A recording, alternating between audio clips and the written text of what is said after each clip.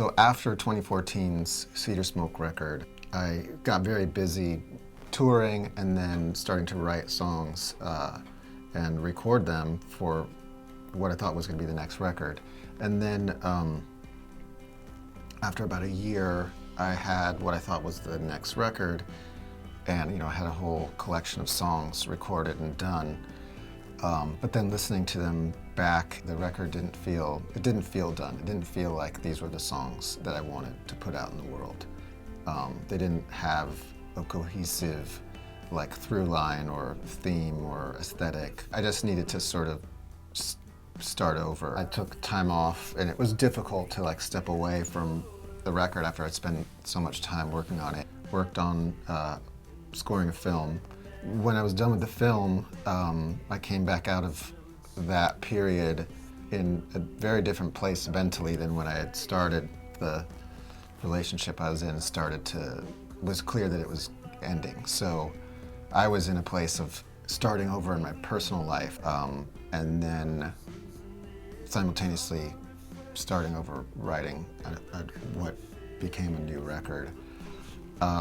And so the two experiences went hand in hand. So yeah, I spent 8 months or so just writing, not doing any recording. And then finally I had a new batch of songs.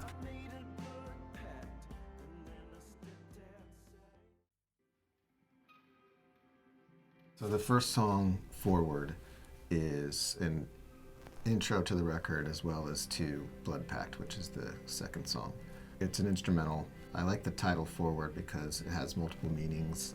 Could be about, moving forward beyond the events that sort of transpired around the record, allude to going forward into the record, and then the notion of forward, F-O-R-E-W-O-R-D, like a intro to a book. I don't know, I liked all those potential meanings.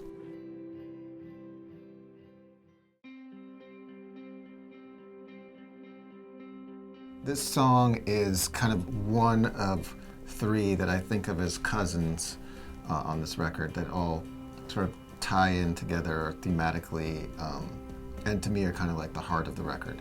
The other songs are Fear of Failure and Two of Us. So Blood Pact is not a blood pact with somebody else or with the group, it's with yourself. And you can only get to that place by being wounded. You've been hurt, and so it's sort of about the pain of being hurt and being determined to move forward. Probably mine and Scott and Lisa and Joey's favorite song on the record. I think it's the one that we would choose to kind of represent the album as a whole.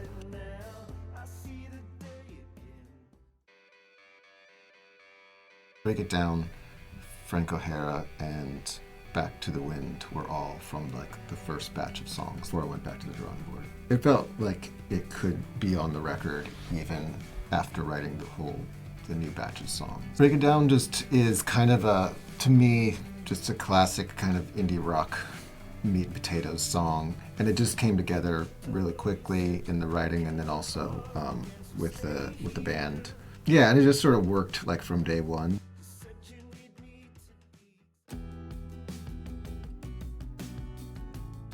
So Forever Nevermore was one of the first songs that I wrote of the new batch of songs. And I wasn't sure at first if it was a Seawolf song or not, because it just didn't feel totally what I imagined Seawolf to be. It was a little kind of more pop or something, had this rhythm, sort of bouncy rhythm to it.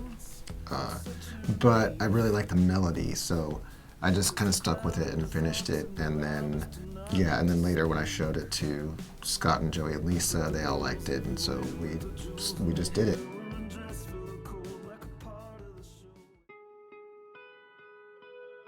Fear of Failure, this is one of the sort of core songs on the record to me, which include Blood Pact and Two of Us.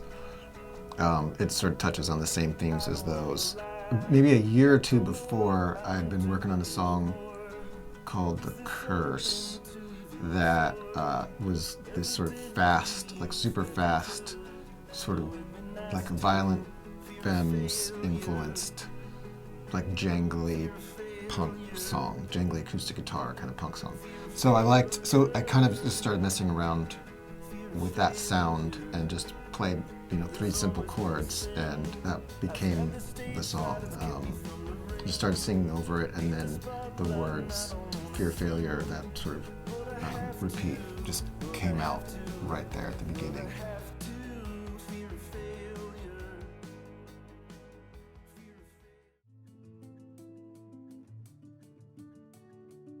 So Back to the Wind was one of 3 songs from the first batch of writing and recording that actually made it onto the record.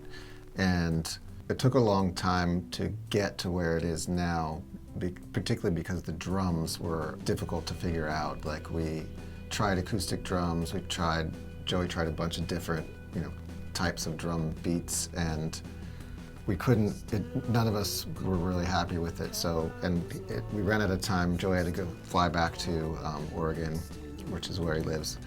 And so I was left to tinker on the song it took me probably a month or 2 to finally get it to where it is now, or at least the drums they are now. But yeah, finally landing on something that I thought was kind of cool and interesting, and then building from there.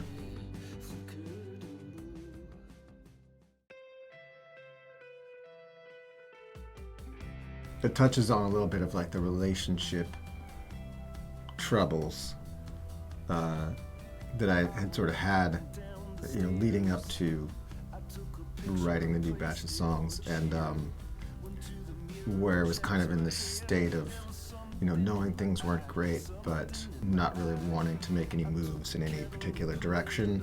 So it was sort of about staying still and just going through the daily routine without making any waves, I guess.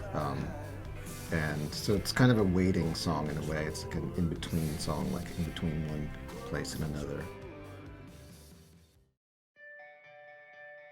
Under the Spell Again is, to me, kind of a slightly humorous song about being infatuated with somebody that you don't actually know. So it's about being in love with the idea of somebody as opposed to the actual reality of that person. But also being self-aware enough to know that that's what you're doing.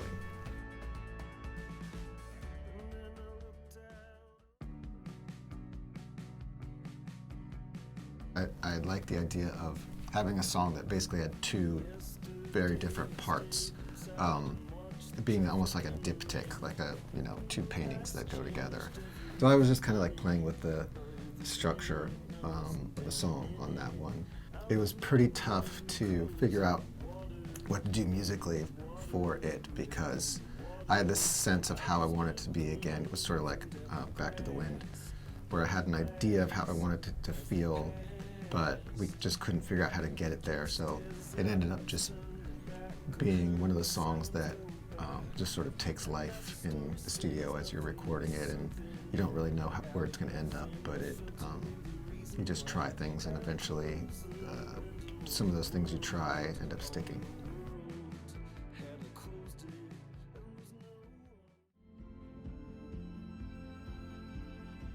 Frank O'Hara was an actual person. He was, for those of you who don't know, he was a writer, and particularly a poet in the sort of mid-20th century New York guy.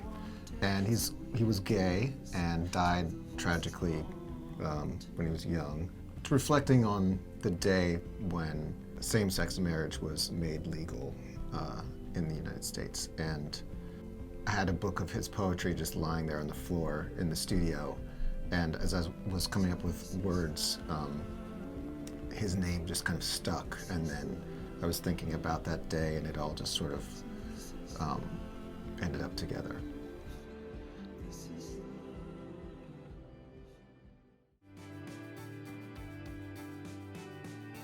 So Two of Us is the last song on the record, and It's also the last song I wrote for the record. The record is called Through a Dark Wood, and I think of that as being, a period of time that I went through, this dark wood, and two of us is like coming through it. It's like getting to the end. I really like the conclusion that the song comes to, which is, just one about appreciating and recognizing that the people in your life are the thing that make you the happiest, and just the importance of that and holding on to that as you go forward.